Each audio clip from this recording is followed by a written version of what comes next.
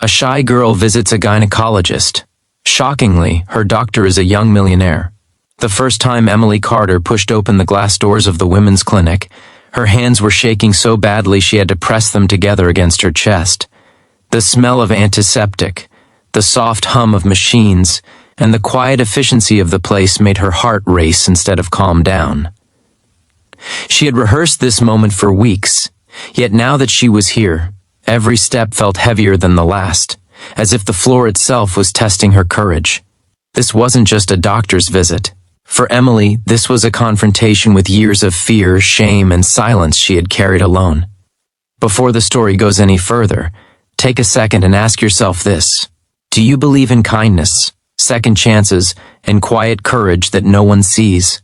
If you do, please like this video, leave a comment, share it with someone who might need hope, and subscribe to the channel. Stories like this are meant to be felt together. Emily was 24, painfully shy, and used to blending into the background. She worked as a receptionist at a small printing shop in Ohio, earning just enough to pay rent for her tiny apartment and help her widowed mother when she could. Growing up, Emily had learned early to stay quiet. Her father had died when she was 15, and her mother, overwhelmed by grief and responsibility, had unintentionally raised a daughter who learned not to ask for too much. Emily became the kind of person who apologized even when she hadn't done anything wrong. Her health had been something she kept postponing. Every year she found an excuse. Too busy, too expensive, too embarrassing.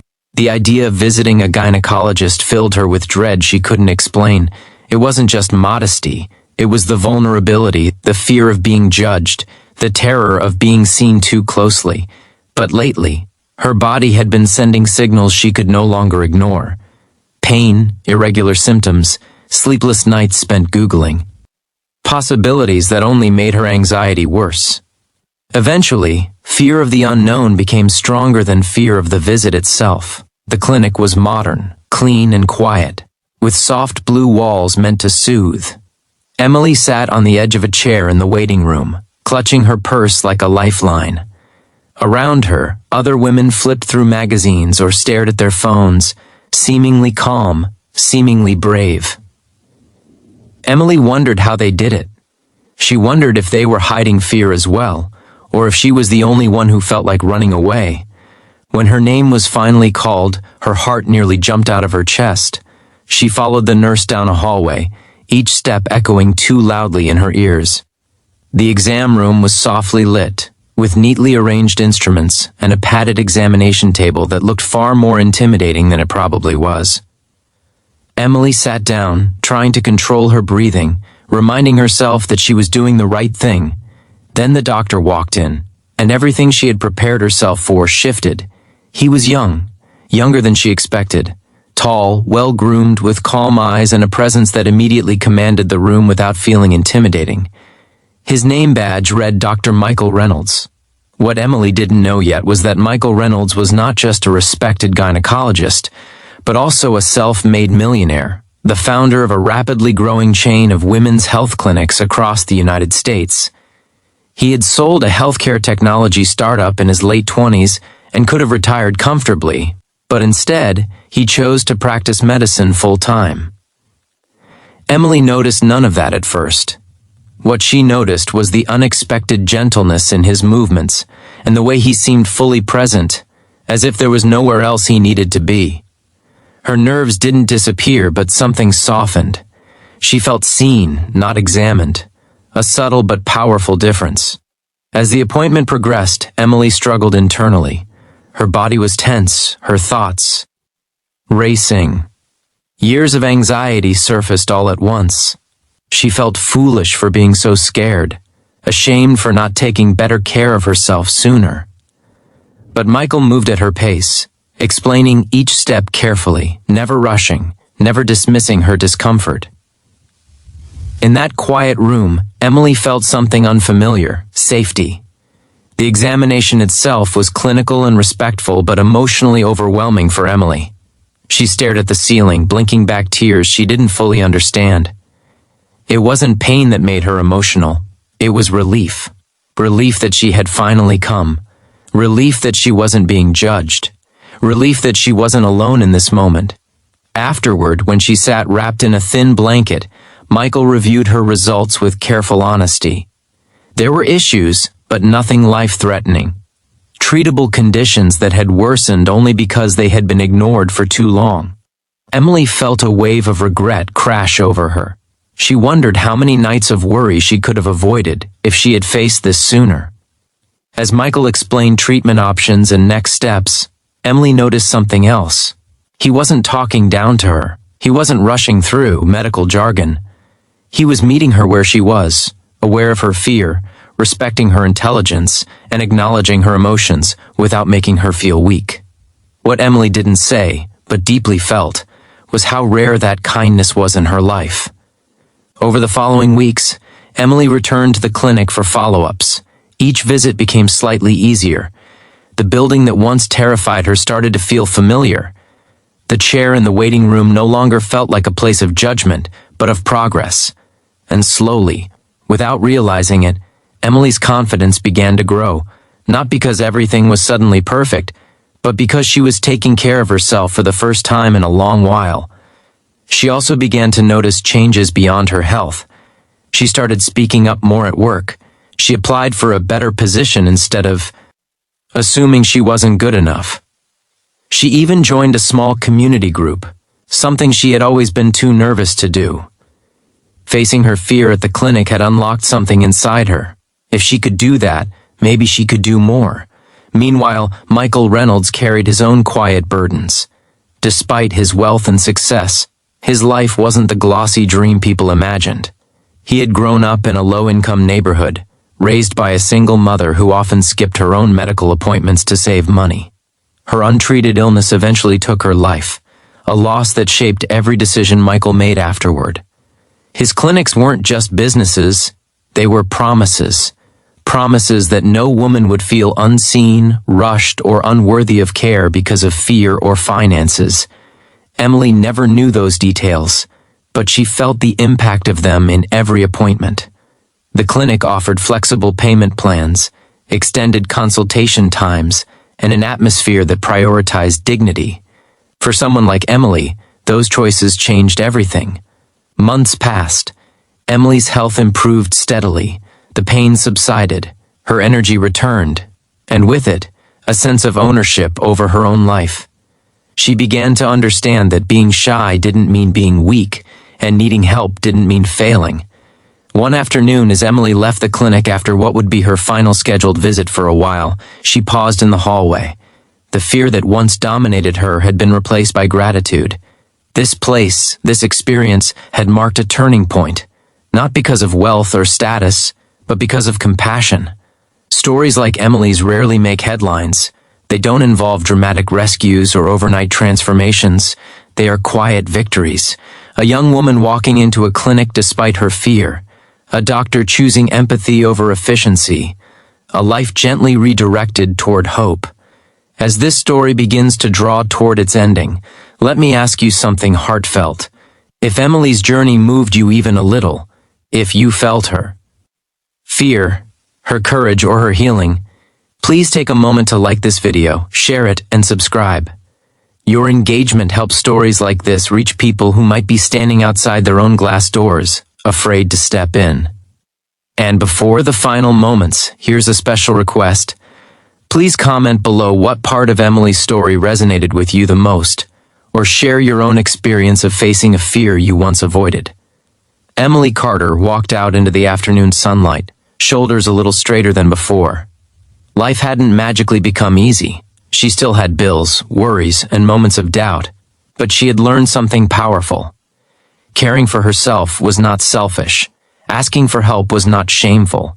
And sometimes the most life-changing moments happen not in grand gestures, but in quiet rooms where kindness meets courage.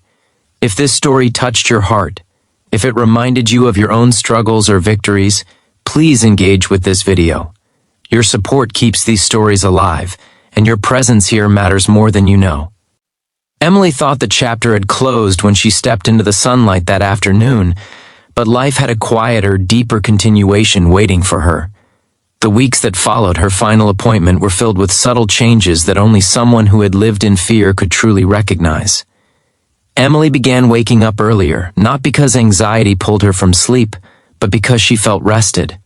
Mornings no longer started with a tight chest or racing thoughts. She cooked simple breakfasts instead of skipping meals, opened her curtains wide, and allowed light to fill her small apartment, as if she were finally making space for herself. At work, the print shop felt different too. The hum of machines, once overwhelming, now sounded steady, almost comforting. Emily noticed how often she had made herself smaller without realizing it.